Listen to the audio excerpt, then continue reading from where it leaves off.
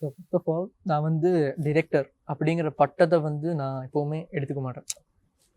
அந்த நானும் ரவுடி தான் படத்தில் வர மாதிரி டிரெக்டர் இல்லை டிரெக்டர் அந்த மாதிரி நான் இன்னுமே அதுக்கு ப்ரிப்பேர் ஆகிக்கிட்டு இருக்கேன். நான் எப்போவுமே லேர்ன் பண்ணிக்கிட்டு தான் இருக்கேன். பட் என்ட பாயிண்ட் ஆஃப் வியூவில் எனக்கு என்ன ஆசைன்னா ஸ்ரீலங்கன் இண்டஸ்ட்ரி வந்து ஒரு விஷன் கேர் மூலமாக நீங்களும் தெளிவான பார்வையை பெற்றெடுங்கள். ஒரு நல்ல இண்டஸ்ட்ரி, அவங்க வந்து நினச்ச நிறைய மூவிஸ் பண்ண முடியும். பட் என்னென்னா சரியான ஸ்கோப் வந்து நம்மளுக்கு இன்னும் கிடைக்கலன்னு தான் நான் நினைக்கிறேன்.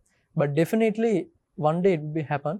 அண்டு கிட்டத்தட்ட சொல்லணும்னா ஏடி கிட்ட கூட நல்ல ஒரு ஸ்டோரி இருக்குது. பட் அவரால் ஏன் படம் பண்ண முடியலன்னா அங்கே கேபிட்டல் அப்படிங்கிற ஒரு விஷயம் வருது. டு பி ஃப்ரேங்க், இந்த ஷார்ட் ஃபிலிமுக்கு வந்து நான் இன்வெஸ்ட் பண்ணி தான் பண்ணேன். சரி, நான் தான் இன்வெஸ்ட் பண்ணி பண்ணேன். அதுக்குன்னு நான் வந்து என் பேரண்ட்ஸ்கிட்டேயோ இல்லாட்டி யார்கிட்டயோ போய்ட்டு ஸ்பான்சர் கேட்கலாது, ஏன்னா என் சிச்சுவேஷன் அப்படி.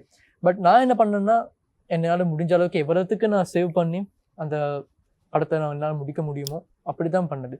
ஸோ அப்படி ரீசன்ட் டைம்ஸாக நிறைய பேரோட இப்போ நான் நெட்வொர்க் பண்ணிக்கிட்டு இருக்கேன். நிறைய பேர் வந்து நான் ரீசெண்டாக கூட ஒருத்தர்கிட்ட ஸ்டோரி கேட்டிருந்தேன், ரொம்பவே நல்லா இருந்துச்சு. So and he also trying to get some capital to make that movie. So hopefully one day it will be happen. And எல்லாம் அப்டேட் ஆகிட்டு தான் இருக்காங்க. டெஃபினெட்லி நாங்கள் எந்த ஒரு பாயிண்ட்டை நாங்கள் ஒரு ஃபிலிம் இண்டஸ்ட்ரியாக நாங்கள் அப்படி பார்க்குறோமோ ஒரு நாள் ஸ்ரீலங்கன் இண்டஸ்ட்ரி அந்த ரேஞ்சுக்கு வருங்கிறது கேரண்டி. ஸோ